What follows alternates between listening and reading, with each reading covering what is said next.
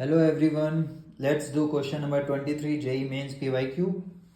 इस क्वेश्चन में तो अपने से डायरेक्ट ही पूछ दिया वेंट ऑफ फैक्टर बताइए। तो वेंट ऑफ फैक्टर अभी तक सबको कैलकुलेट करना आ गया होगा और शॉर्टकट फॉर्मूला भी होता है अपने को वेंट ऑफ फैक्टर को रिलेट करता हुआ। जैसे अगर डिसोसिएशन होता है कोई चीज़ का डिसोसिएशन, तो हम लोगों ने शॉर्टकट फॉर्मूला ये डिफाइन कर पाया है कि I equal to 1 minus alpha plus alpha into n. N क्या होगा कि डिसोशिएट होने के बाद कितने पार्टिकल्स बनेंगे। वैसे एसोसिएशन का क्या बना रखा था हमने formula, I equal to 1 minus alpha plus alpha by N.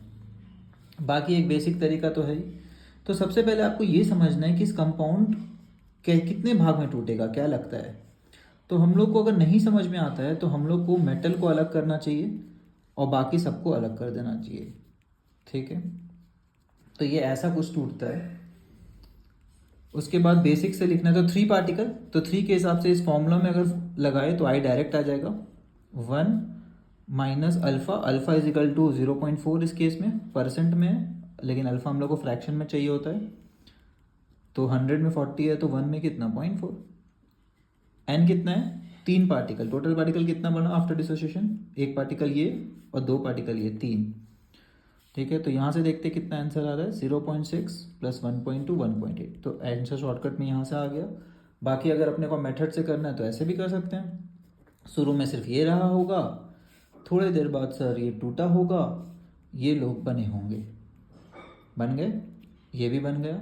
Total particle after dissociation कितना है 2 alpha plus alpha 3 alpha minus alpha 2 alpha और 1 प्लस 2 अल्फ़ा, है ना।